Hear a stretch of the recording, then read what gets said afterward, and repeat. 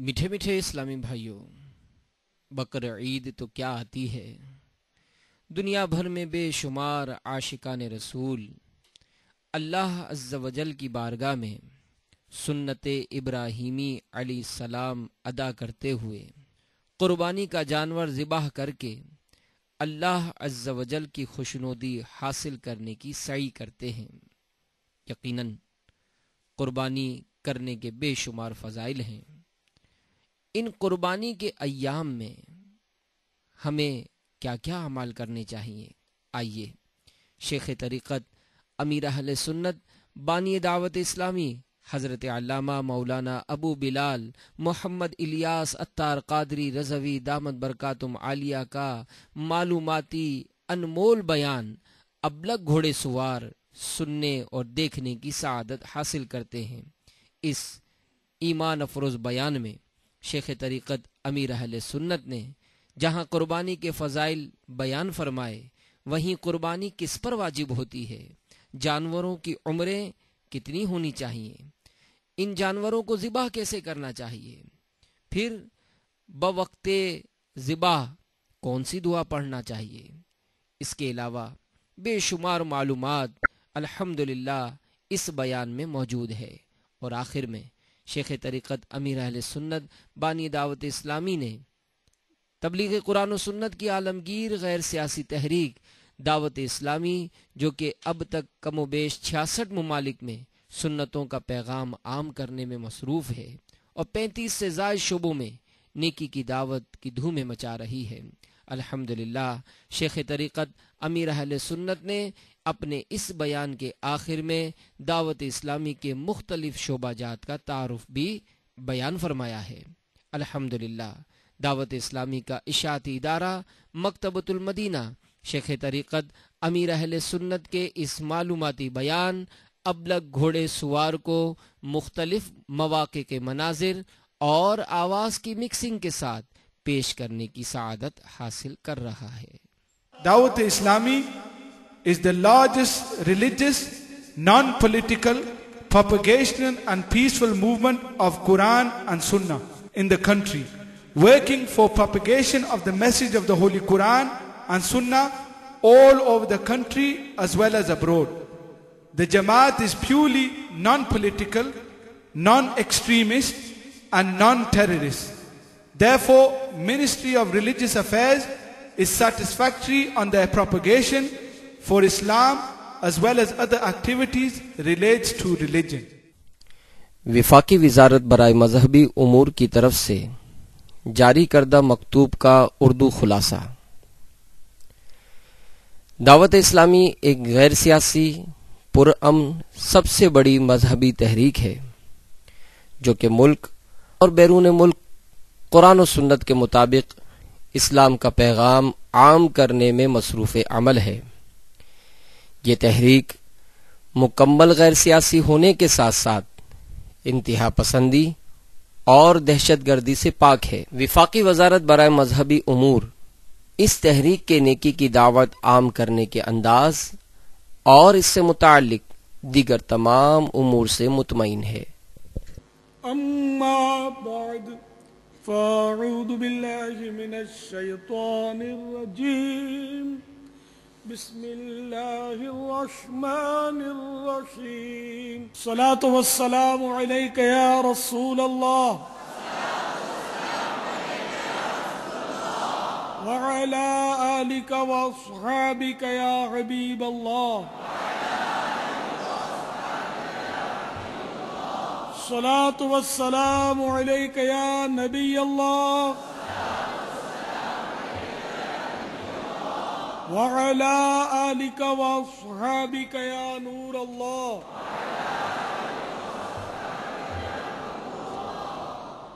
نويت سنة الاعتكاف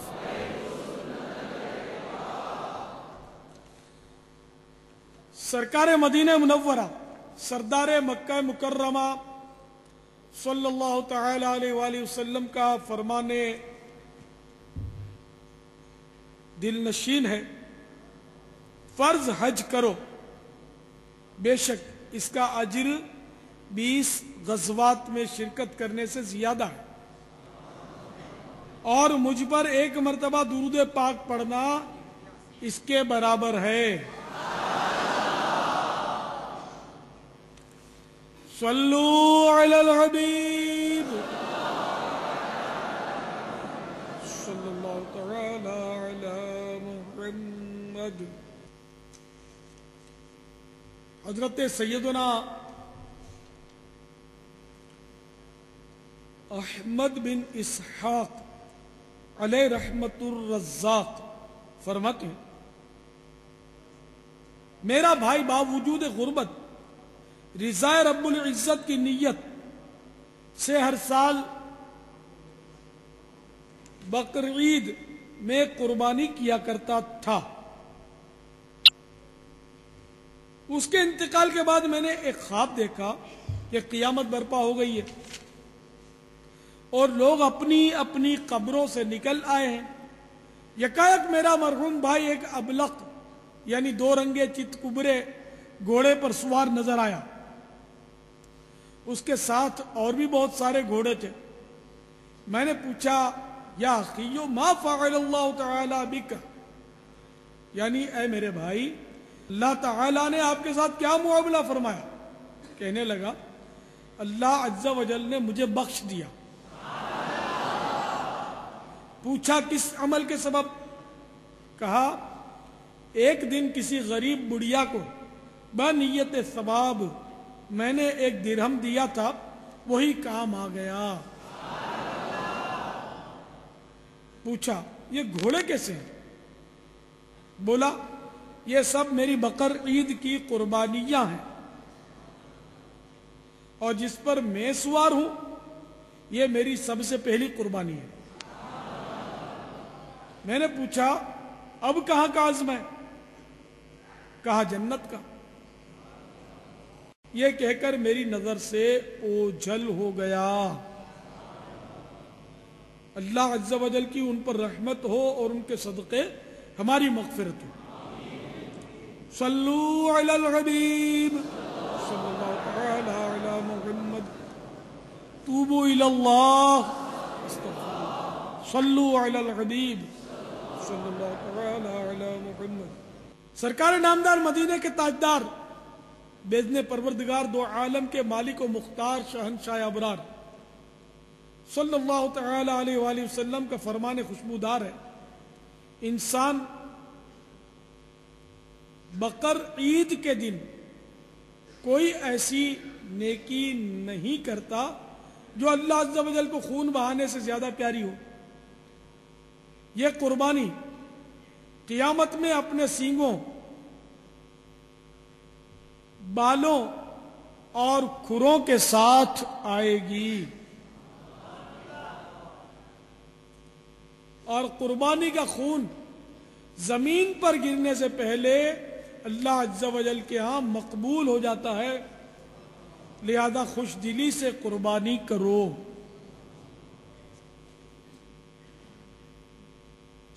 حضرت سیدنا شیخ عبدالحق محدث دہلوی علیہ رحمت اللہ القوی فرماتے ہیں کہ قربانی اپنے کرنے والے کے نیکیوں کے پلے میں رکھی جائے گی جس سے نیکیاں بھاری ہو جائیں گی. حضرت ملا علی قاری علیہ رحمت اللہ الباری فرماتے ہیں پھر اس کے لیے سواری بنے گی جس کے ذریعے یہ شخص آسانی پل صراط سے گزرے گا اور اس جانور کا ہر عضو جو قربان کیا گیا مالک یعنی قربانی پیش کرنے والے کے ہر عضو کا فدیہ بنے گا.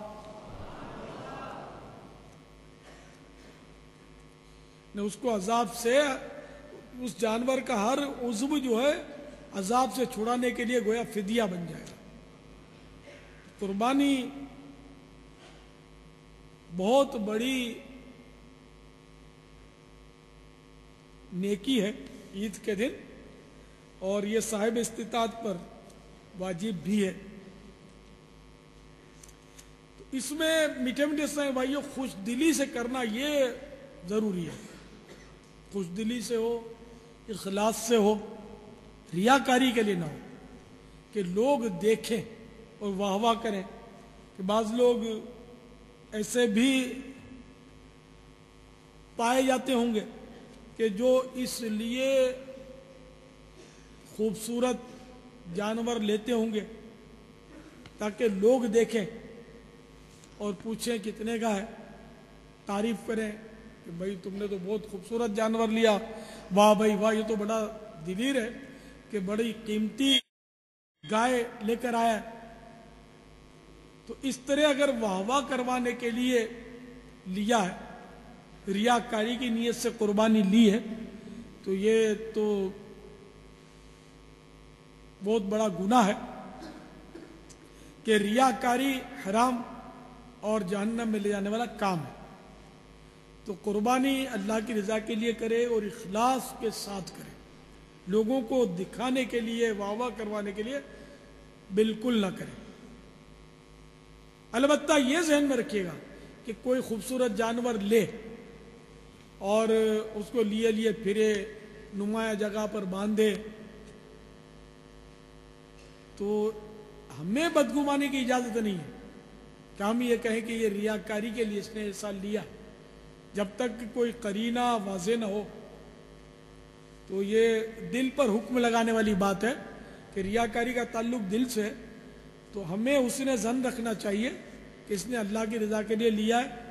اور حدیث پاک میں کہ مسلمان کے بارے میں حسن ظن، یعنی اچھا سوچنا، اچھا گمان کرنا، یہ عمدہ عبادت ہے.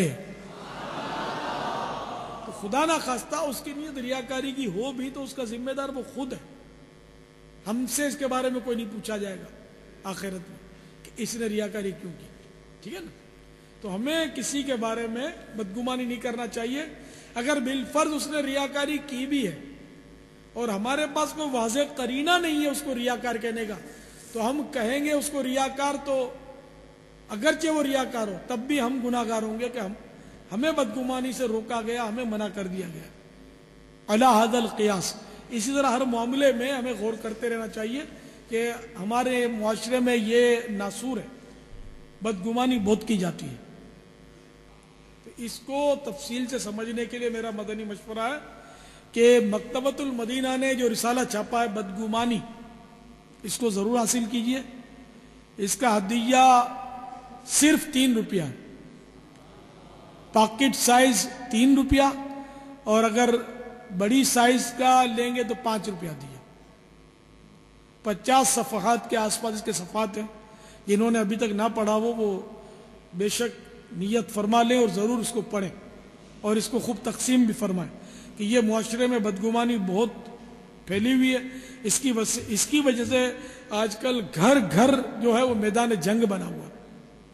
ایک دوسرے کے بارے میں ساس بہو کے بارے میں بدگمانی کرتی ہے، بہو ساس کے بارے میں بدگمانی کرتی ہے، نند کے بارے میں بدگمانی کرتی ہے، ماں بیٹے بیٹی باپ، یہ سب ایک دوسرے کے بارے میں بدگمانیوں میں لگے ہوئے. میاں بیوی کی بدگمانیاں تو اتنی بڑھ جاتی ہیں بعض اوقات کہ نوبت طلاق پر آ جاتی ہے. ثبوت شرعی کسی کے پاس نہیں ہوتا. تو یہ رسالہ ضرور تقسیم فرمائیے کہ یہ انشاءاللہ. صلو علی الحبیب صلی اللہ تعالی علی محمد. پیارے پیارے میٹھے میٹھے اسلامی بھائیوں، ہر عاقل بالغ مقیم مسلمان مرد و عورت مالک نصاب پر قربانی واجب ہے.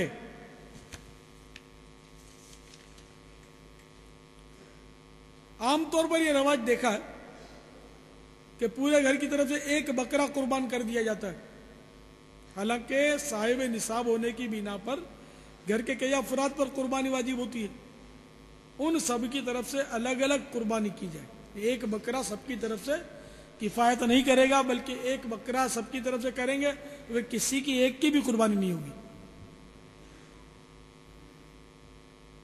گائے اور اونٹ میں 7 قربانیاں ہو سکتی ہیں. تو گائے میں پھر بھینس بھی شامل ہے، بیل بھی شامل ہے. नाबालिग की तरफ से अगरचे वाजिब नहीं, मगर कर देना बेहतर है, और इजाजत भी जरूरी नहीं। बालिग औलाद या जौजा की तरफ से कुर्बानी करना चाहे तो उनसे इजाजत तलब करें। अगर उनसे इजाजत लिए बगैर कर दी तो उनकी तरफ से वाजिब अदा नहीं होगा।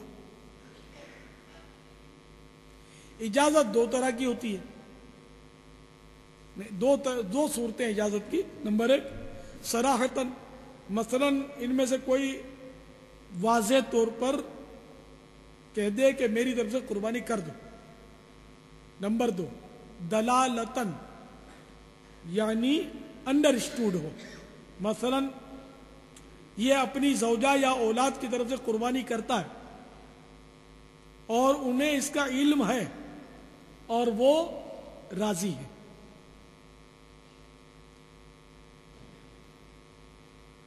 कुर्बानी के वक्त में कुर्बानी करना ही लाजिम है, कोई दूसरी चीज इसके कायम मकाम नहीं हो सकती। मसलन बजाय कुर्बानी के बकरा या उसकी कीमत सदका कर दी जाए, यह नाकाफी है। कुर्बानी के जानवर की उम्रें भी नोट कर लीजिए। ऊंट 5 साल का, गाय 2 साल की, बकरा, इसमें बकरी, दुम्बा, दुम्बी, भेड़, भेड़ी सब शामिल है, 1 साल का। अगर इतना बड़ा हो कि दूर से देखने में साल भर का मालूम हो तो उसकी कुर्बानी जायज है। यह ज़हन नशीन कर लीजिए कि मुतलकन 6 माह के दुम्बे की कुर्बानी जायज नहीं, क्योंकि मशहूर यही है कि 6 महीने के दुम्बे की कुर्बानी हो जाती है। ऐसा नहीं है। 6 महीने के दुम्बे की कुर्बानी इस सूरत में हो सकती है कि वो इतना फरबा यानी जानदार और कदावर हो कि दूर से देखने में साल भर का लगे। अगर 6 माह बल्कि साल में 1 दिन भी कम उम्र का दुम्बा या भेड़ का बच्चा दूर से देखने में साल भर का नहीं लगता तो उसकी कुर्बानी नहीं होगी। कुर्बानी का जानवर बेअयब होना जरूरी है। अगर थोड़ा सा ऐब हो, मसलन कान चिरा हुआ हो या कान में सुराख हो, तो कुर्बानी मकरूह होगी, और ज्यादा ऐब हो तो कुर्बानी होगी ही नहीं। जिसके पैदाइशी सींग ना हो उसकी कुर्बानी जायज है, और अगर पैदाइशी कान ना हो या एक कान ना हो उसकी कुर्बानी नाजायज है। ऐसा पागल जानवर जो चरता ना हो, इतना कमजोर कि हड्डियों में मग़ज़ ना रहा, अंधा, या ऐसा काना जिसका कानापन जाहिर हो, ऐसा बीमार कि जिसकी बीमारी जाहिर हो, ऐसा लंगड़ा जो खुद अपने पांव से कुर्बान गाह तक ना जा सके, कान, दुम या चक्की 1/3 से ज्यादा कटे हुए हो, नाक कटी हुई हो, दांत ना हो, थन कटे हुए हो या खुश्क हो, इन सब की कुर्बानी नाजायज है। बकरी में 1 थन का खुश्क होना और गाय भैंस में 2 का खुश्क हो जाना नाजायज होने के लिए काफी है। बेहतर यह है कि अपनी कुर्बानी अपने हाथ से करे, जबकि अच्छी तरह ज़बह करना जानता हो, और अगर अच्छी तरह ना जानता हो तो दूसरे को ज़बह करने का हुक्म दे। मगर इस सूरत में बेहतर यह है कि वक्त कुर्बानी وہاں حاضر ہو. قربانی کی اور اس کے پیٹ میں سے زندہ بچہ نکلا تو اسے بھی ذبح کر دے اور اسے کھایا جا سکتا ہے. اور مرا ہوا بچہ ہو تو اسے پھینک دے کہ مردار ہے. مرا ہوا بچہ نکلا تب بھی قربانی ہو گئی اور گوشت بھی گائے کا کھا سکتے ہیں, اس میں کوئی کراہت نہیں ہے. دوسرے سے ذبح کروایا اور خود اپنا ہاتھ بھی چھری پر رکھ دیا کہ دونوں نے مل کر ذبح کیا تو دونوں پر بسم اللہ کہنا واجب ہے. ایک نے بھی جان بوجھ کر اللہ کا نام ترک کیا یا یہ خیال کر کے چھوڑ دیا کہ دوسرے نے کہہ لیا ہے مجھے کہنے کی ضرورت نہیں, دونوں صورتوں میں جانور حلال نہیں ہوگا, حرام ہو جائے گا. قربانی کا طریقہ اس میں بہت زیادہ بے احتیاطیاں دیکھی جاتی ہیں. ذہن عام طور پر نہیں ہے سنتوں پر عمل کرنے کا لوگوں کا. اب قربانی یعنی جو جانور ذبح کرنے والے طبقہ جو ہے قصاب, ظاہر ہے وہ عام طور پر اہل علم نہیں ہوتے. الحمدللہ حضرت صاحب نے اتنا زبردست طریقے سے اس کو ذبح کیا کہ ہم ایکسپرٹ لوگ بھی حیرت میں رہ گئے. الحمدللہ ہمیں یہاں کا پتہ چلا کہ سنت کے مطابق کیسے جانور ذبح کیا جاتا ہے. پہلے تو ہم ایسا کرتے تھے کہ جہاں جانور مرضی میں آیا گرا دیا اور جیسے دل چاہا ذبح کر دیا, اور اس کے بعد بھی مطلب ہم نہرا اور کوڑی وغیرہ سب کر دیا کرتے تھے. لیکن یہاں آ کے الحمدللہ ہماری معلومات میں اتنا اضافہ ہوا کہ ہمیں پتہ چلا کہ سنت کیا ہے اور کس طریقے سے جانور کو ذبح کیا جاتا ہے. الحمدللہ. تو ہمیشہ یاد رکھیں کہ قربانی ہو یا ویسے جانور ذبح کرنا ہو, یعنی الٹے پہلو لیٹا ہو اور اس کی پیٹھ مشرق کی طرف ہو تاکہ اس کا منہ قبلے کی طرف ہو جائے, اور ذبح کرنے والا اپنا دایاں یعنی سیدھا پاؤں جانور کی گردن کے دائیں یعنی سیدھی طرف والے حصے پر رکھے اور ذبح کرے, اور خود اپنا یا جانور کا منہ قبلے کی طرف کرنا ترک کیا تو مکروہ ہے. قربانی کا جانور ذبح کرنے سے پہلے یہ دعا پڑھی جائے, انی وجہت وجہی للذی فطر السماوات والارض حنیفا وما انا من المشرکین ان صلاتي ونسكي ومحياي ومماتي لله رب العالمين لا شريك له وبذلك أمرت وأنا أول المسلمين. میرے آقا امام اہل سنت اعلی حضرت عظیم البرکت عظیم المرتبت پروانہ شمع رسالت مجدد دین و ملت مولانا شاہ احمد رضا خان علیہ رحمت الرحمن اپنے شعراء آفاق ترجمہ قرآن کنز الایمان میں اس کا ترجمہ کچھ یوں کرتے ہیں, میں نے اپنا منہ اس کی طرف کیا جس نے آسمان اور زمین بنائے, ایک اسی کا ہو کر, اور میں مشرکوں میں نہیں. بے شک میری نماز اور میری قربانیاں اور میرا جینا اور میرا مرنا سب اللہ عز و جل کے لیے ہے جو رب سارے جہان کا, اس کا کوئی شریک نہیں. مجھے یہی حکم ہے اور میں سب سے پہلا مسلمان ہوں.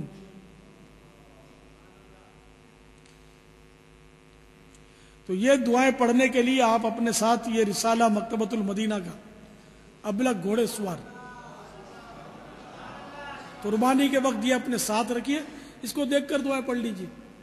سارا طریقہ بھی ذبح کا لکھا ہوا ہے اور بھی اس میں ضروری احکام لکھے ہوئے ہیں تو اس کو ضرور پڑھیے، اس کو خوب تقسیم کیجیے، تو ثواب کمائیے۔ اس کا ہدیہ 3 روپے ہدیہ، ابلک گھوڑے سوار، اور پاکٹ سائز صرف 1 روپے ہدیہ۔ تو آج ہی اس کو ڈھیر سارے خرید لیجئے اور قربانیاں جہاں ہو رہی ہیں وہاں بانٹیے۔ ظاہر نصیب قربانی ہونے سے پہلے ہاتھ میں چلا جائے تو زیادہ اچھا، اور دعائیں وغیرہ پڑھیں گے تو آپ کو بھی انشاءاللہ اس کا ثواب ملے گا۔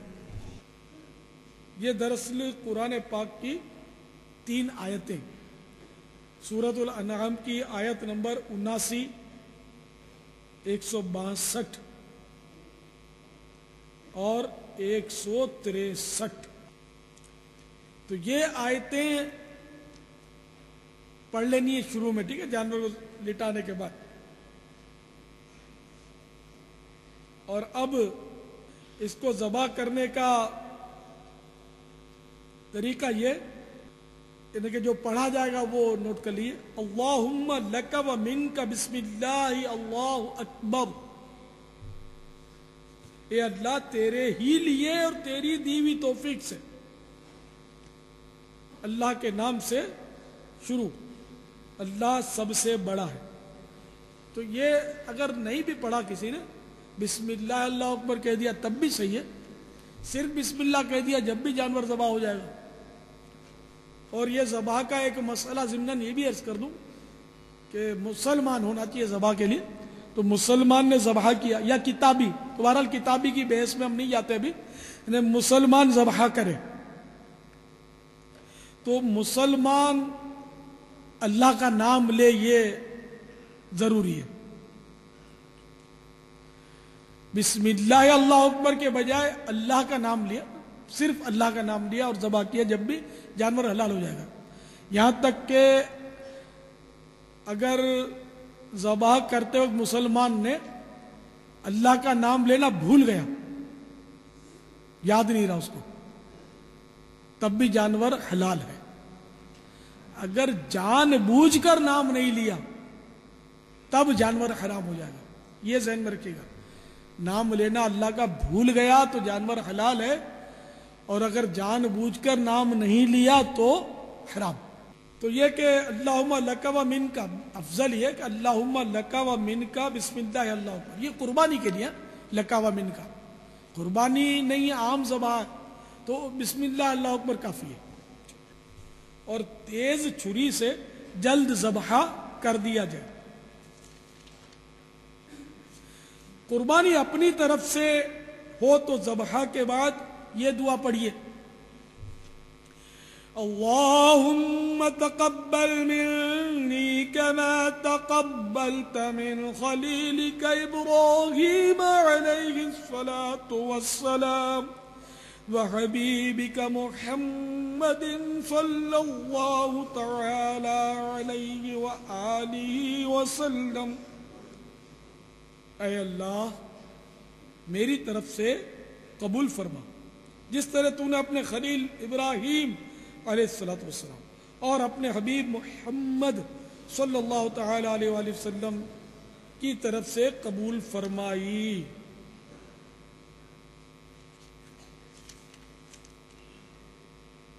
اگر دوسرے کی طرف سے قربانی کریں تو منی کے بجائے من کہہ کر اس کا نام لیجئے۔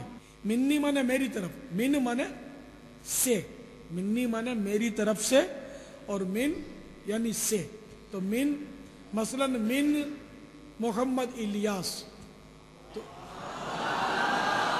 آپ نے جیسے میری طرف سے قربانی کی تو اس میں کہہ دیجئے جہاں منی آیا نا وہاں من، مثلا اللہم تقبل من محمد الیاس قادری کما تقبلت من خلیلک ابراہیم علیہ الصلاة والسلام وحبیبک محمد صلی اللہ تعالی علیہ وآلہ وسلم۔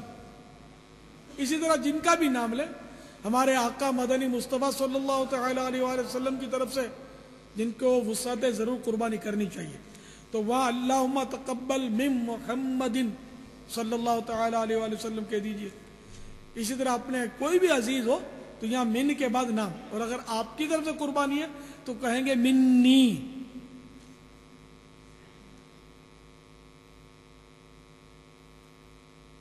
بوقت ذبح پیٹ پر پاؤں نہیں رکھنا چاہیے کہ اس طرح بعض اوقات خون کے علاوہ غذا بھی نکلنی شروع ہو جاتی ہے.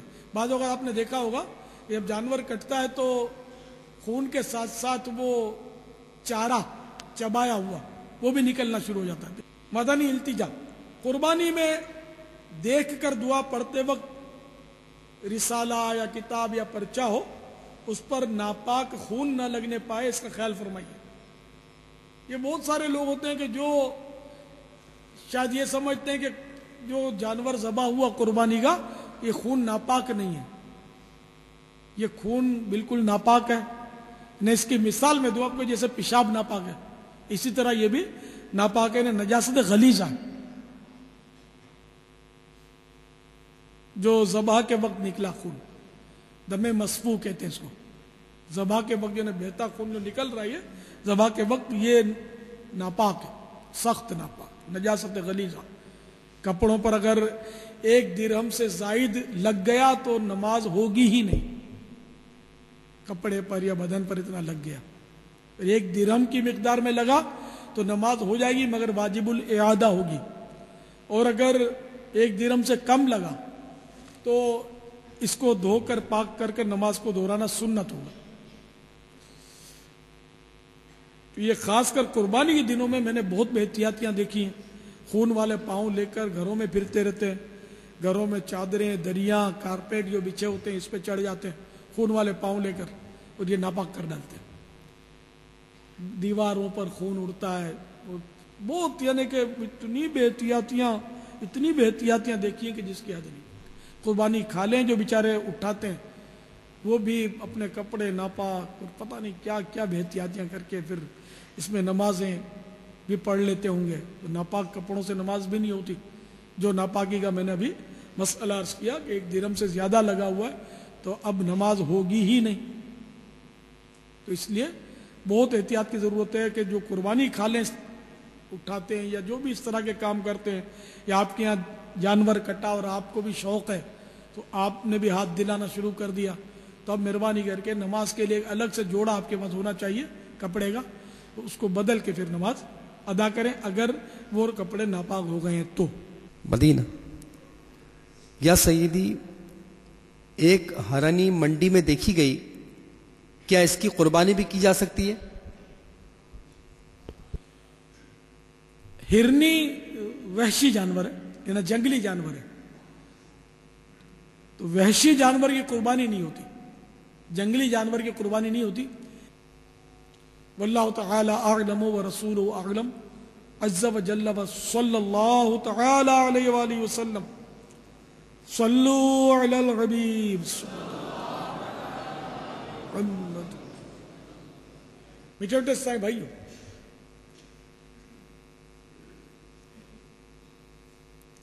تو گائے وغیرہ کو گرانے سے قبل ہی قبلہ رخ کا تعین کر لیا جائے.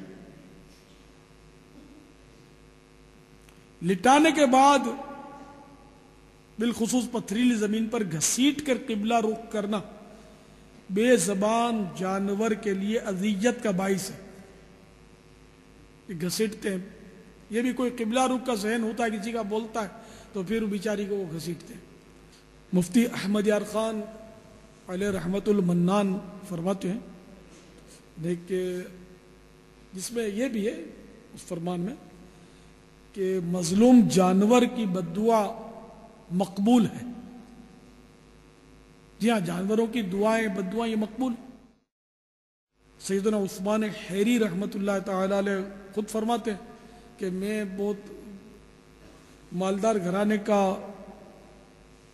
فرد تھا لڑکپن تھا میرا وہ بڑا عمدہ لباس پہنا کرتا تھا. میں مکتب جا رہا تھا مدرسے جا رہا تھا خادموں کے ساتھ کہ میری نظر ایک گدھے پر پڑی خوتا اس کی پیٹھ پر زخم تھا اور کوے اس کو ٹھونگے مار رہے تھے. مجھے اس گدھے پر بڑا ترس آیا. میرے بدن پر ریشمی چادر تھی میں نے وہ چادر رحم کھاتے ہوئے گدھے کے اس زخم پر اڑا دی اس گدھے نے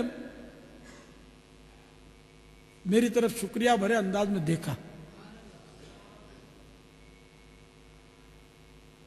اور ایسا لگتا ہے کچھ اس نے مجھے دعائیں دی.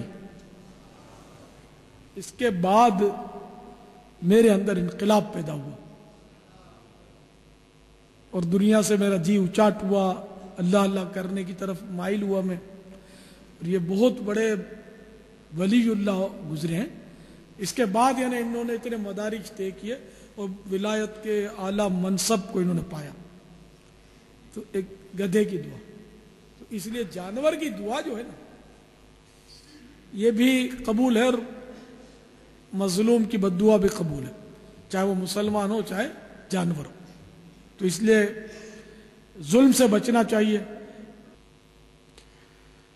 تو میرے پیارے پیارے میٹھے میٹھے سے بھائیوں, دیکھیے جانوروں کو ظلم سے بچائیے.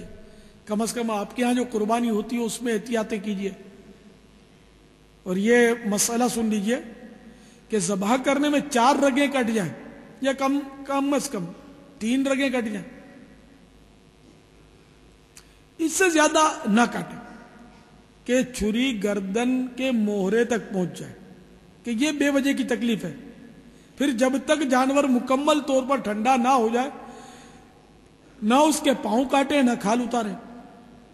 بہرحال ذبح کر لینے کے بعد جب تک روح نہ نکل جائے چھری بالکل مس نہ کریں.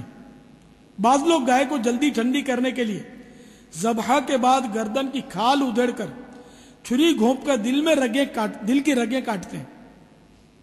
اسی طرح بکرے کو ذبح کرنے کے فوراً بعد گردن چٹخا دیتے ہیں. بے زبانوں پر اس طرح کے مظالم نہ کیے جائیں. جس سے بن پڑے اس کے لیے ضروری ہے کہ جانور کو بلا وجہ ایذا پہنچانے والے کو روکے. بہار شریعت حصہ 16 صفحہ 259 پر ہے, جانور پر ظلم کرنا ذمی کافر پر ظلم کرنے سے برا ہے. ذمی کافر اس کو بولتے ہیں کہ جو اسلامی ملک کو جزیہ ادا کرتا ہو. تو اب یہ کہ پھر بھی جانور پر ظلم کرنا اس ذمی کافر پر ظلم کرنے سے برا ہے. مزید فرماتے ہیں اور ذمی پر ظلم کرنا مسلم پر ظلم کرنے سے بھی برا ہے, کیونکہ جانور کا کوئی معین و مددگار اللہ عز و جل کے سوا نہیں. اس غریب کو اس ظلم سے کون بچائے؟ آپ اس کو منع کر دیں کہ چھری پھر جائے, پھر نہ آپ نے چھری لگانی ہے کٹی ہوئی گردن پر, نہ ہاتھ لگانا ہے. دیکھیں نا, ہاتھ بھی آپ کا زخم ہو جائے آپ ہاتھ لگائیں گے کسی جلن مچے گی, تکلیف ہوگی نا. آپ چیخ ماریں گے. یہ جانور جس کی گردن کٹی ہوئی ہے اس کو ہاتھ سے دبایا جا رہا ہے, خواہ دباتے ہیں, کتنی تکلیف ہوتی ہوگی بیچارے کو. اور پھر چھری بھی لگاتے ہیں, اس کو سائڈ پہ کاٹتے ہیں, ادھر کاٹتے ہیں, خواہ مطلب حالانکہ گوشت کاٹنے کا کوئی مقصد نہیں ہے. یہ رگیں کوئی زیادہ نیچے ہڈی میں پھنسی ہوئی نہیں ہے رگیں. دیکھیے یہ چمڑی ہے, چمڑی پر آپ تھوڑا ہاتھ دبائیں گے تو سختی نظر آئے گی. یہ جو سختی نظر آ رہی نا یہ ہڈی نہیں ہے, یہ آپ کی سانس کی نلی ہے. تو 4 رگوں میں ایک تو سانس کی نلی کٹنی ہے, سانس کی نلی ہے. سانس کی نلی یہ پھیپھڑے کے ساتھ ایک پائپ ہوتا ہے, آپ نے تقریباً نے دیکھا ہوگا. پھیپھڑے کے ساتھ ایک پائپ ہوتا ہے, پائپ کے ساتھ ایک لال ربڑ جیسی کوئی نلکی لگی ہوتی ہے. یہ جو ربڑ جیسی لال نلکی ہے نا یہ غذا کی نالی ہے, اس میں کھانا جاتا ہے غذا. یہ دونوں ساتھ ساتھ, یہ چمڑا ہے, چمڑے کے بعد ایک گوشت کا معمولی سا وہ تہ ہے, گوشت کا پردہ ہے. تو اس کے بعد یہ حلق, یہ پائپ ہے سانس لینے والا, اور وہ ساتھ ہی اس کے چپکا ہوا وہ غذا کی نالی, اور اس کے اگل بغل دونوں سائڈوں پر خون کی بری بری رگیں ہوتی ہیں. تو یہ تھوڑا سا گوشت کٹے گا نا تو یہ رگیں کٹ جائیں گی. اب یہ خواہ بس بیچاری چلاتے رہتے ہیں, وہ جانور کو تڑپاتے رہتے ہیں, جان کے ہاتھ میں ہے. مرنے کے بعد اگر یہ جانور ہی کسی پر مسلط کر دیا گیا تو کتنا بڑا, کتنا مطلب ہے کہ وہ سخت معاملہ ہوگا. اب جیسے اونٹ کو دیکھا ہوگا آپ نے 3 جگہ سے کاٹتے ہیں, کوئی ضرورت نہیں 3 جگہ سے کاٹنے کی. نہر کرنا سنت ہے، اس کو نہر کر دیا، یا لبے کے اوپر سے وہ رگیں کاٹ کر چھری گھونپ کے ایک مخصوص طریقے پر رگیں کاٹ دی جاتی ہیں، بس وہ سوراخ ہو جاتا ہے، خون کا فوارہ ابلتا ہے، اونٹ تڑپتا ہوا گرتا ہے چند لمحوں میں، بس ٹھنڈا ہو جاتا ہے. لیکن وہ 3 جگہ سے مزید کاٹتے ہیں، یہ بلا وجہ کی ایذا، یہ بھی نہیں کرنا چاہیے. میٹھے میٹھے اور پیارے پیارے اسلامی بھائیوں، قربانی کا جانور اپنے ہاتھ سے ذبح کرنا سنت، اور بوقت ذبح بنیت ثواب آخرت، وہاں حاضر رہنا بھی سنت.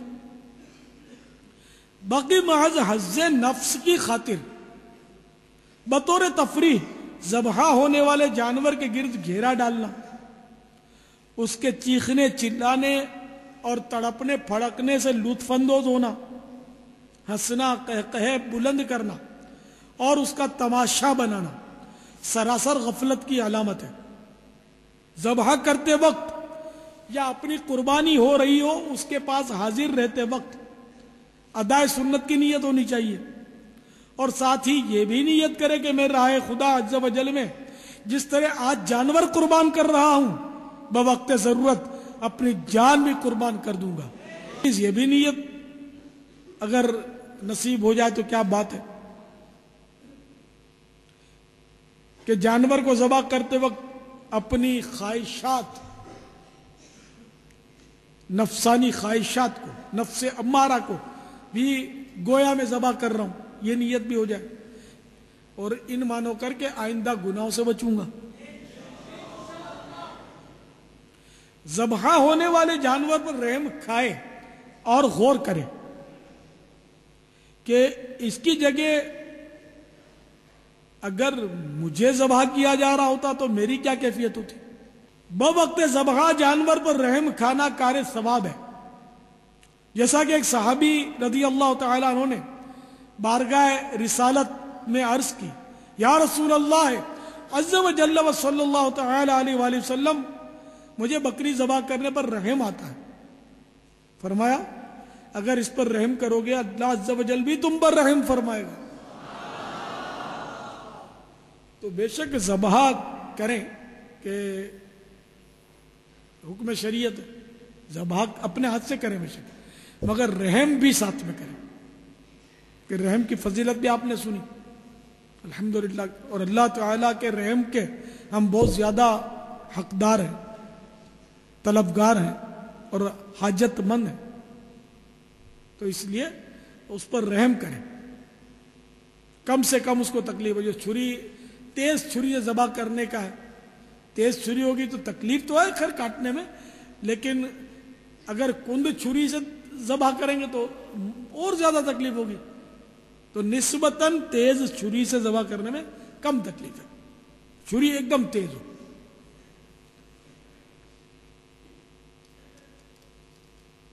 بلکہ جب جب گردن پر چھری پھیرے نا تو دوسری چھری سے اس کی دھار کو اسی وقت رگڑ لگا لے. آپ نے دیکھا ہوگا بعض جو تجربہ کار قصاب ہوتے ہیں وہ اس طرح جیسے کہ یہ ساتھ میں یا تو ایک وہ سلاخ ہوتی ہے، ہتھے والی سلاخ آتی ہے اس کی، نہ بھی ہو تو دوسری چھری کی دھار سے یوں اس طرح لگاتے ہیں. تو یہ اس طرح لگانے سے چھری جو ہے نا پہلے سے اگرچہ تیز تھی لیکن تیز تر ہو جاتی ہے عارضی طور پہ. پھر یہ کرنے کے بعد ذبح کر دے، اس نیت سے تیز تر کرے گا تب بھی ثواب ملے گا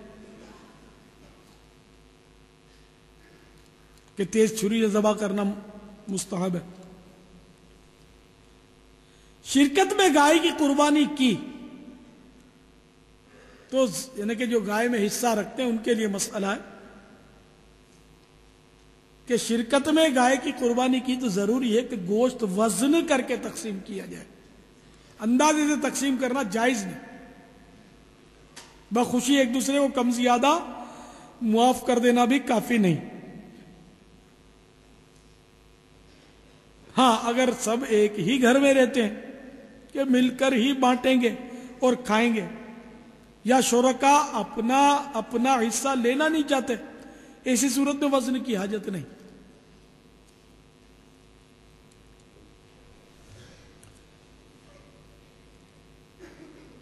اگر شرکا اپنا اپنا حصہ لے جانا چاہتے ہوں تو وزن کرنے کی مشقت سے بچنے کے لیے یہ دو ہیلے غور سے سن لیجئے. نمبر 1، ذبح کے بعد اس گائے کا سارا گوشت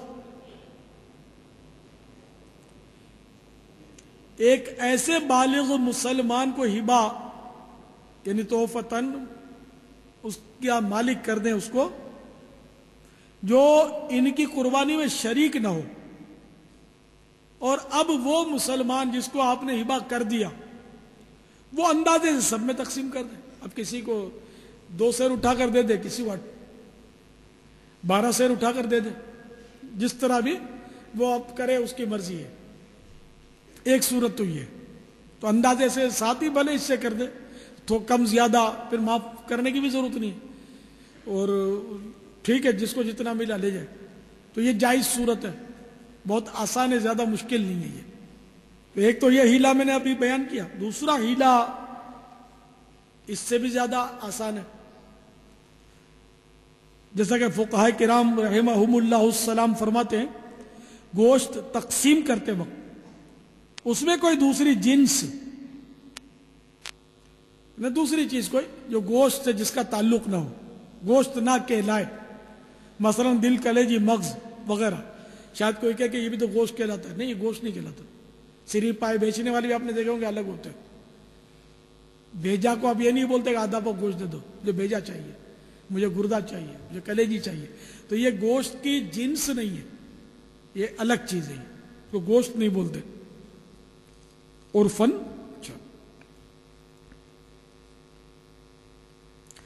تو بہرحال یہ کہ تقسیم کرتے وقت اس میں کوئی دوسری جنس مثلا دل، کلیجی، مغز، سری، پائے وغیرہ شامل کر دیے جائیں تو اب اندازے سے تقسیم کر سکتے ہیں. مگر تقسیم کرنے میں یہ ضروری ہے کہ ہر حصے دار کو اس دوسری جنس یعنی دل، کلیجی یا تلی، سری، پائے وغیرہ میں سے بھی کچھ نہ کچھ حصہ ملے. اگر کئی چیزیں ڈالی ہیں تو ہر ایک میں سے ٹکڑا ٹکڑا دینا لازمی نہیں. مثال کے طور پہ کلیجی بھی ڈالی ہے، تلی بھی ڈالی ہے، گردہ بھی ڈالا ہے، تو یہ ضروری نہیں کہ گردے کا بھی ٹکڑا دو، کلیجی کا بھی ٹکڑا دو، دل کا بھی ٹکڑا دو، پائے کا بھی ایک ٹکڑا دے دو. یہ نہیں، کسی کو سمجھو گردہ دے دیا تو کسی کو کلیجی کا ٹکڑا دے دیا، کسی کو دل کا دے دیا، کسی کو پائے کا ٹکڑا، کسی کو سری، کسی کو زبان دے دی، کسی کو کلا دے دیا.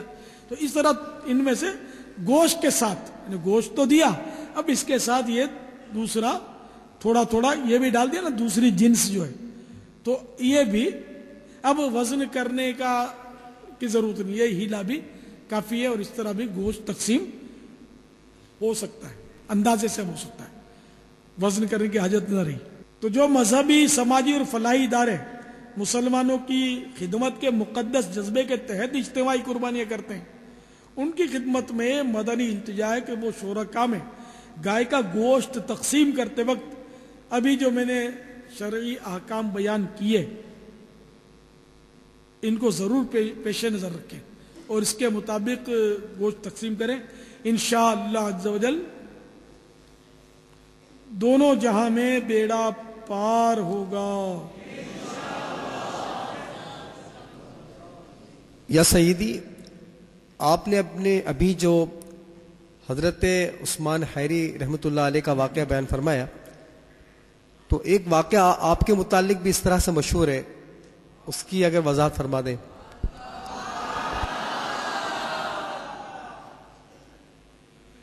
عثمان حیری رحمۃ اللہ تعالی علیہ تو بہت پرانے بزرگ ہوئے.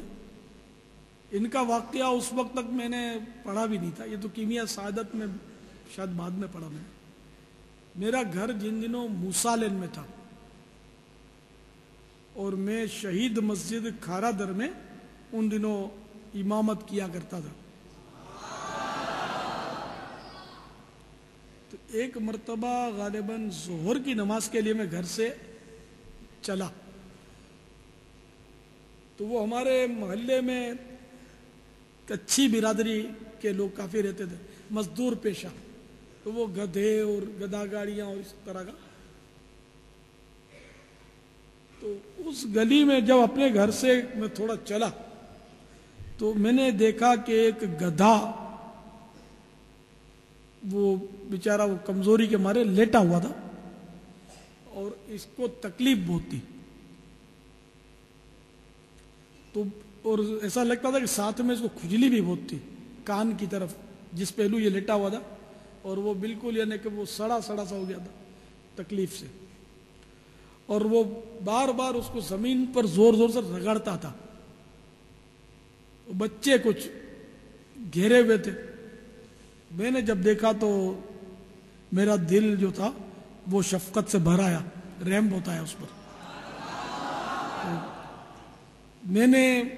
میں واپس گھر گیا، اور ایک پرانی گدڑی میں نے اپنے گھر سے لی، اور وہ پرانی گدڑی جو ہے وہ لے آیا، اور لے کر میں نے اس گدھے کے سر کے نیچے، جہاں یہ بار بار پتھریلی زمین پر بیچارہ رگڑ رہا تھا، وہ میں نے اس کے نیچے وہ گدڑی بچھا دی۔ جب گدڑی بچھا دی، اس نے اس پہ رکھا سر اپنا، تو ایسا لگا کہ اس کو کچھ سکون ملا۔ تو وہ جو گدھا تھا وہ واقعی یعنی کہ ایک حیرت کی بات ہے، وہ غیر معمولی طور پر وہ میری طرف اس طرح دیکھنے لگا جیسے کہ شکریہ نہ ادا کر رہا ہوں، اور کوئی بعید نہیں ہے کہ اس نے مجھے دعائیں دی ہوں، اور بس اس کے بعد جو الحمدللہ مجھے عروج ملتا گیا، آج آپ کے سامنے ہوں۔ واللہ تعالی اعلم ورسولہ اعلم، عز وجل وصلی اللہ تعالی علیہ وآلہ وسلم، صلو علی الحبیب صلی اللہ تعالی علی محمد۔ پیارے باپا جان، آپ نے الحمدللہ رب العالمین ہمیں قربانی سے متعلق بڑی پیاری پیاری اور معلوماتی باتیں ارشاد فرمائی ہیں۔ ہمارے یہاں جو قربانی کے جانور کی کھالیں ہوتی ہیں، اس کے مصرف کے متعلق بھی کچھ ارشاد فرما دیں۔ قربانی کھال کا مصرف وہی جو گوشت کا مصرف ہے، یعنی جس طرح گوشت کا یہ استعمال کرتے ہیں، خود بھی کھاتے ہیں، دوسروں کو کھلاتے ہیں، کسی کو نہ کھلایا، پورے کا پورا قربانی کے جانور کا گوشت خود کھا گئے، گھر میں فریج میں بھر لیا، تب بھی جائز ہے۔ افضل یہ کہ 3 حصے کیے جائیں، ایک حصہ اپنے لیے، ایک رشتہ داروں کے لیے، اور ایک غریبوں کے لیے۔ تو اسی طرح کھال میں بھی یہ کہ اپنے لیے جان نماز بنا لی، یا اپنی کتابوں کی جلد میں اس کو خشک کر کے بیٹھنے کے لیے بچھا لیا، کہ بکری کی کھال، بکری سے مراد ہے جب بھی بکری کہا جائے نا تو بکرا انڈرسٹوڈ ہوتا ہے، بکرا، دمبا، دمبی، بھیڑ، بیڑا، یہ بیڑا اور بھیڑی یہ سب اس میں شامل ہے، بھیڑ اور بھیڑی، تو یہ سب اس میں شامل ہے۔ تو بکری کی کھال پر بیٹھنے سے عاجزی پیدا ہوتی ہے، اور چیتے کی کھال پر بیٹھنے سے تکبر پیدا ہوتا ہے۔ تو اپنے استعمال میں لے لیا، یا کھال کو ایسی چیز سے بدل دیا جس کو باقی رکھ کر نفع اٹھا سکتے ہیں۔ مثال کے طور پر آپ نے کھال کے بدلے فتاوی رضویہ شریف لے لیا کسی سے، مثال کھال دی اور بہار شریعت اس کے بدلے میں لے لی، تو ایسی چیز سے بدلا کہ جس کو باقی رکھ کر نفع اٹھا سکتے ہیں نا، تو یہ بھی جائز ہے۔ اگر ایسی چیز سے بدلا کہ جس کو باقی رکھ کر نفع نہیں اٹھا سکتے، بلکہ اس کو ہلاک کر کے، ختم کر کے نفع اٹھا سکتے ہیں، مثال کے طور پر اس کو آپ نے چاول سے تبدیل کر لیا، کھال دی اور تھوڑے چاول لے لیے، تو اب چاول اس وقت تک کارآمد نہیں جب تک اس کو آپ کھائیں نہیں یا بیچیں نہیں، ٹھیک ہے نا؟ تو اب چاول سے بدل لیے، یا رقم اس کے بدلے لے لی آپ نے، کہ رقم بھی خود کسی کام کی نہیں ہے جب تک وہ کسی چیز میں اس کو تبدیل نہ کرے، تو یہ تبدیل کرنا پھر وہ ہلاکت ہوئی نا اس کی۔ تو اگر رقم کے بدلے یا اناج کے بدلے یا کسی ایسی چیز کے بدلے اس اپنی قربانی کی کھال کو آپ نے تبدیل کیا کہ اس چیز کو ہلاک کر کے ہی نفع اٹھا سکتے ہیں، تو اب اس چیز کو صدقہ کرنا واجب ہے، کہ کسی غریب کو، مسکین کو دے دیں۔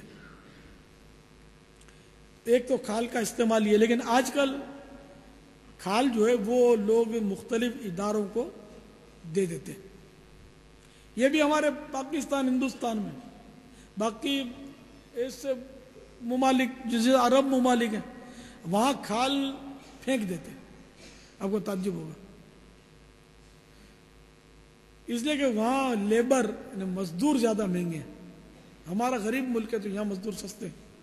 تو بہرحال یہ کہ جیسے پاکستان ہے تو پاکستان میں کھالے جو ہیں یہ مختلف سماجی اور مذہبی اداروں کو لوگ دے دیتے ہیں. یہ بھی اچھی بات ہے کہ کسی ایسے ادارے کو دی جائے کہ جہاں اس کا درست اور جائز استعمال ہو. والحمدللہ تبلیغ قرآن و سنت کی عالمگیر غیر سیاسی تحریک دعوت اسلامی یہ بھی کھالے اکٹھی کرتی ہے. اور یہ کھالے جو ہیں حاصل کرنا یہ ظاہر دعوت اسلامی کی ایک ضرورت ہے کہ اس کے کام اتنے ہیں. سالانہ کئی کروڑ روپیے کے اخراجات ہیں. جامعات اتنے چلتے ہیں, ہزاروں طلباء پڑھتے ہیں. میرا خیال ہے 50,000 کے قریب تو مدنی منع پڑھتے ہوں گے کم و بیش. اس طرح حفظ باب المدینہ میں تو یہ ابھی انشاءاللہ میں آپ کو تفصیل عرض کرتا ہوں. تو دعوت اسلامی کے کئی شعبہ جات ہیں جن میں ظاہر خطیر رقم کی ضرورت رہتی ہے. الحمدللہ ثم الحمدللہ 63 ممالک میں دعوت اسلامی کا پیغام پہنچ چکا اور مزید آگے کود جاری ہے. لاکھوں بے عمل مسلمان نمازی اور سنتوں کے عادی بن چکے ہیں. مختلف ممالک میں کفار بھی مبلغین دعوت اسلامی کے ہاتھوں مشرب اسلام ہوتے رہتے ہیں. عاشقان رسول کے سنتوں کی تربیت کے بے شمار مدنی قافلے ملک با ملک, شہر با شہر اور قریہ با قریہ سفر کر کے علم دین اور سنتوں کی بہاریں لٹا رہے اور نیکی کی دعوت کی دھومیں مچا رہے ہیں. مدنی تربیت گاہیں بھی الحمدللہ متعدد مقامات پر قائم ہیں جن میں دور و نزدیک سے اسلامی بھائی آ کر قیام کرتے, عاشقان رسول کی صحبت پاتے اور سنتوں کی تربیت حاصل کرتے اور قرب و جوار میں جا کر نیکی کی دعوت کے مدنی پھول مہکاتے ہیں. مساجد کی تعمیر کے لیے خدام المساجد قائم ہے. متعدد مساجد کی تعمیرات کا ہر وقت سلسلہ رہتا ہے. کئی شہروں میں مدنی مرکز فیضان مدینہ کی تعمیرات کا کام بھی جاری ہے.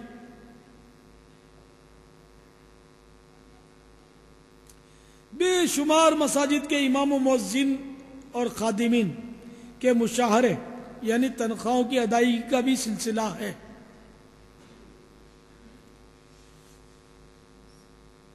خصوصی اسلامی بھائی یعنی گونگے, بہرے اور نابینا اسلامی بھائیوں کے اندر بھی مدنی کام ہو رہا ہے اور ان کے مدنی قافلے بھی سفر کرتے ہیں. قیدیوں کی تعلیم و تربیت کے لیے جیل خانوں میں بھی مدنی کام کی ترکیب ہے.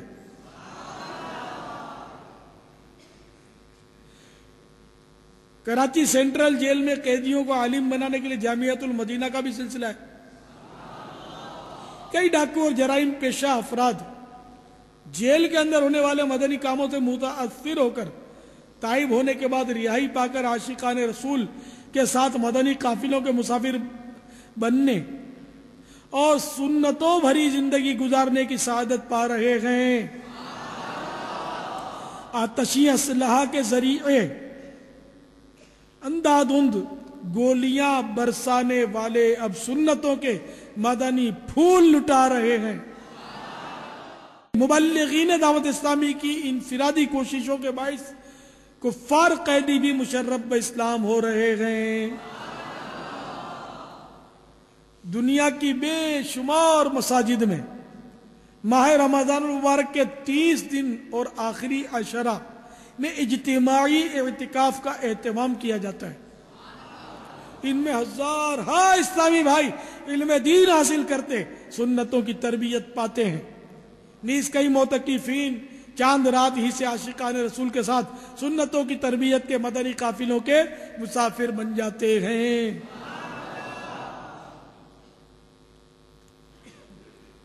دنیا کے مختلف ممالک میں ہزاروں مقامات پر ہونے والے ہفتہ وار سنتوں بھرے اجتماعات کے علاوہ عالمی اور صوبائی سطح پر بھی سنتوں بھرے اجتماعات ہوتے ہیں، جن میں ہزاروں لاکھوں عاشقان رسول شرکت کرتے ہیں، اور اجتماع کے بعد خوش نصیب اسلامی بھائی سنتوں کی تربیت کے مدنی قافلوں کے مسافر بھی بنتے ہیں۔ مدینۃ الاولیاء ملتان شریف پاکستان میں واقع صحرائے مدینہ کے کثیر رقبے پر ہر سال 3 دن کا بین الاقوامی سنتوں بھرا اجتماع ہوتا ہے، جس میں دنیا کے کئی ممالک سے مدنی قافلے شرکت کرتے ہیں۔ میرا حسن ظن ہے کہ یہ مسلمانوں کا حج کے بعد سب سے بڑا اجتماع ہوتا ہے۔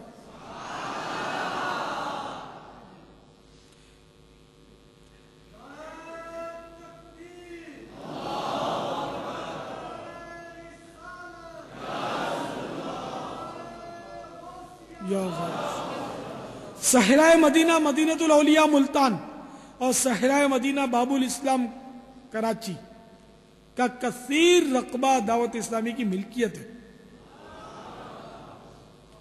اسلامی بہنوں کے بھی شرعی پردے کے ساتھ متعدد مقامات پر ہفتہ وار اجتماعات ہوتے ہیں۔ لا تعداد بے عمل اسلامی بہنیں باعمل نمازی اور مدنی برقعوں کی پابند ہو چکی ہیں۔ دنیا کے مختلف ممالک میں اکثر گھروں کے اندر ان کے تقریباً روزانہ ہزاروں مدارس بنام مدرسۃ المدینہ برائے بالغات بھی لگائے جاتے ہیں۔ ایک اندازے کے مطابق فقط باب المدینہ کراچی میں اسلامی بہنوں کے 1317 مدرسے تقریباً روزانہ لگتے ہیں، جن میں تادم بیان 12,017 اسلامی بہنیں قرآن پاک، نماز اور سنتوں کی مفت تعلیم پاتی اور دعائیں یاد کرتی ہیں۔ اسلامی بھائیوں اور اسلامی بہنوں اور طلباء کو فرائض و واجبات، سنن و مستحبات اور اخلاقیات کا پابند بنانے اور مہلکات یعنی گناہوں سے بچنے کے لیے مدنی انعامات کی صورت میں ایک نظام عمل دیا گیا ہے۔ بے شمار اسلامی بھائی، اسلامی بہنیں اور طلباء مدنی انعامات کے مطابق عمل کر کے روزانہ سونے سے قبل فکر مدینہ یعنی اپنے اعمال کا جائزہ لے کر کارڈ یا پاکٹ سائز رسالے میں دیے گئے خانے پر کرتے ہیں۔ بسا اوقات مدنی مذاکرات کے اجتماعات کا انعقاد بھی ہوتا ہے، جس میں عقائد و اعمال، شریعت و طریقت، تاریخ و سیرت، طبابت و روحانیت وغیرہ مختلف موضوعات پر پوچھے گئے سوالات کے جوابات پیش کیے جاتے ہیں۔ دکھیار مسلمانوں کا روحانی طریقے پر فی سبیل اللہ علاج کیا جاتا ہے، نیز استخارے کا بھی سلسلہ ہے۔ ماہانہ کم و بیش 1.5 لاکھ مسلمان اس سے مستفیض ہوتے ہیں۔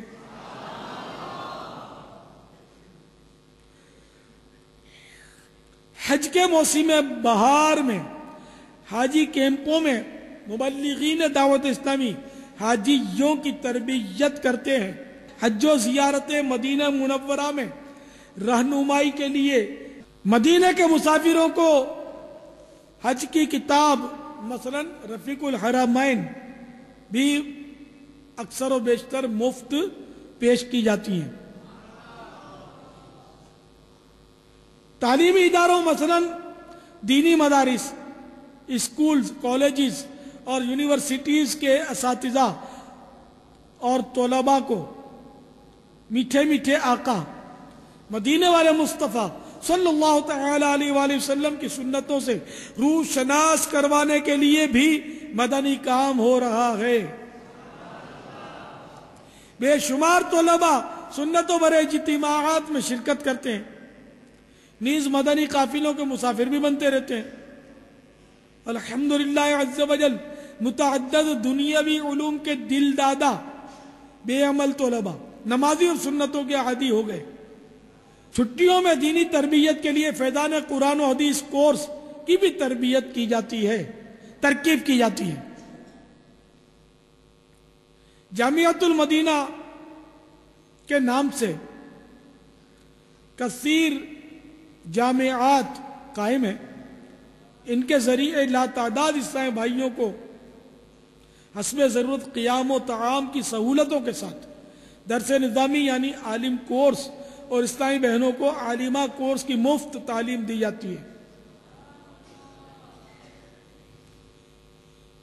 اہل سنت کے مدارس کے ملک گیر اور ادارہ تنظیم المدارس پاکستان کی جانب سے لیے جانے والے امتحانات میں برسوں سے تقریباً ہر سال دعوت اسلامی کے جامعات کے طلباء اور طالبات پاکستان بھر میں نمایاں کامیابی حاصل کر کے بسا اوقات اول دوم اور سوم پوزیشن حاصل کرتے ہیں. اللہ اکبر یا رسول اللہ.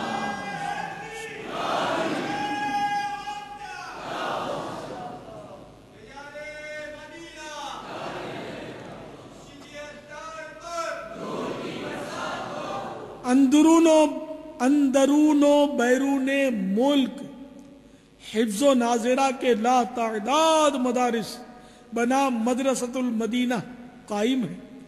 پاکستان میں تادم بیان کم و بیش 42,000 مدنی منع اور مدنی منیوں کو حفظ و ناظرہ کی مفت تعلیم دی جا رہی ہے. مدرسۃ المدینہ بالغان بھی مختلف مساجد میں عموماً بعد نماز عشاء قائم ہوتے ہیں اور ایسے ہزارہ مدرسۃ المدینہ روزانہ قائم کیے جاتے ہیں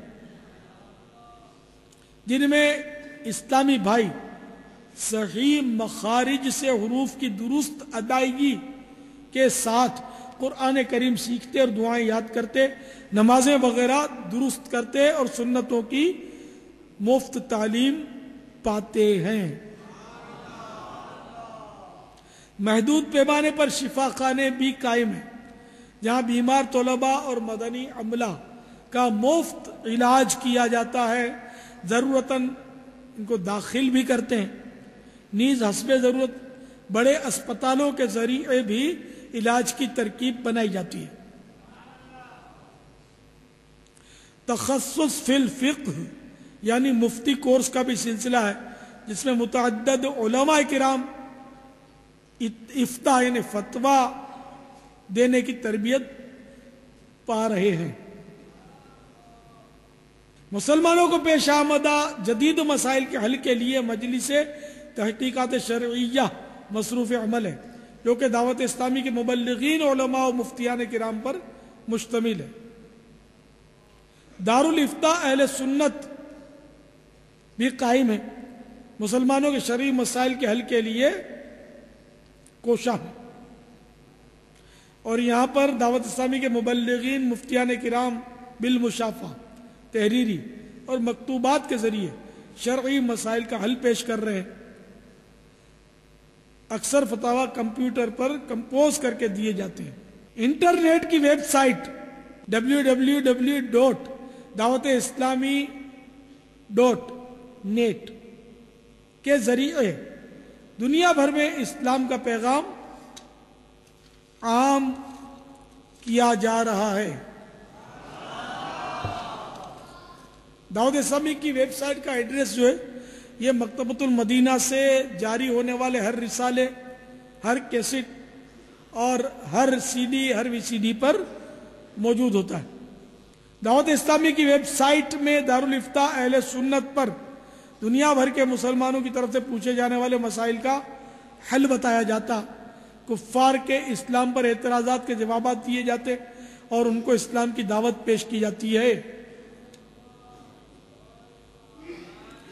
مکتبۃ المدینہ اور المدینۃ العلمیہ، ان دونوں اداروں کے ذریعے سرکار اعلی حضرت امام اہل سنت عظیم البرکت عظیم المرتبت پروانہ شمع رسالت مجدد دین و ملت مولانا شاہ احمد رضا خان علیہ رحمت الرحمان اور دیگر علماء اہل سنت کی کتابیں زیور طبعہ سے آراستہ ہو کر لاکھوں لاکھ کی تعداد میں عوام کے ہاتھوں میں پہنچ کر سنتوں کے پھول کھلا رہی ہیں۔ الحمدللہ جل جلالہ دعوت اسلامی نے اپنا پریس بھی قائم کر لیا ہے، نیز سنتوں بھرے بیانات اور مدنی مذاکرات کی لاکھوں کیسٹیں بھی دنیا بھر میں پہنچی اور پہنچ رہی ہیں۔ غیر محتاط کتب چھاپنے کے سبب امت مسلمہ میں پھیلنے والی گمراہی اور ہونے والے گناہ جاریہ کے سد باب کے لیے مجلس تفتیش کتب و رسائل قائم ہے، جو مصنفین و مؤلفین کی کتب کو عقائد، کفریات، اخلاقیات، عربی عبارات اور فقہی مسائل کے حوالے سے ملاحظہ کر کے سند جاری کرتی ہے۔ تو یہ مجلس علماء پر مشتمل ہے، علماء دعوت اسلامی پر۔ مبلغین کی تربیت کے لیے مختلف کورسز کا اہتمام کیا جاتا ہے، مثلا 41 دن کا مدنی قافلہ کورس، 63 دن کا تربیتی کورس، خصوصی اسلامی بھائی یعنی گنگے بہروں کے لیے 30 دن کا مدنی تربیتی کورس، امامت کورس اور مدرس کورس وغیرہ۔ اپنے مرحوم عزیزوں کے نام ڈلوا کر فیضان سنت، نماز کے احکام اور دیگر چھوٹی بڑی کتابیں تقسیم کرنے خواہش مند اسلامی بھائی مکتبۃ المدینہ سے رابطہ کرتے ہیں۔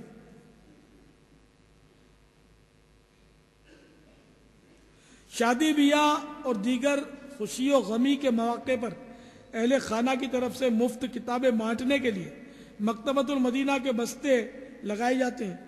یہ خدمت مکتبۃ المدینہ کا مدنی عملہ خود پیش کرتا ہے، آپ صرف رابطہ کر لیجئے۔ مکتبۃ المدینہ سے شائع ہونے والے مختلف رسالوں کے مختلف زبانوں میں تراجم کر کے اسے دنیا کے کئی ممالک میں بھیجنے کی ترکیب کی جاتی ہے۔ دنیا کے کئی ممالک میں 2 دن کے سنتوں بھرے اجتماعات کا انعقاد کیا جاتا ہے، جہاں ہزاروں مقامی اسلامی بھائی شرکت کرتے ہیں۔ نیز ان اجتماعات کی برکت سے وقتاً فوقتاً غیر مسلم مسلمان ہو جاتے ہیں۔ پھر ان اجتماعات سے ہاتھوں ہاتھ مدنی قافلے راہ خدا عز و جل میں سفر کرتے ہیں۔ ملک و بیرون ملک میں ذمہ داران کے 2 3 دن کے تربیتی اجتماعات منعقد کیے جاتے ہیں، جن میں ہزارہا ذمہ داران شرکت کر کے مدنی کام کو مزید بہتر انداز میں کرنے کا عزم کر کے پلٹتے ہیں۔ امیر سنت کی بارگاہ میں عرض ہے، سنا ہے کہ بکری جنتی جانور ہے، کیا یہ درست ہے؟ حدیث پاک میں ہے کہ بکری کی عزت کرو اور اس سے گرد جھاڑو کہ یہ جنتی جانور ہے۔ جزاکم اللہ خیر، صلو علی الحبیب۔ یا شفیع الورا سلام علیک، یا نبی الہدا سلام علیک، خاتم الانبیاء سلام علیک، سید الاصفیاء سلام علیک، یا شفیع الورا سلام علیک، یا نبی الہدا سلام علیک۔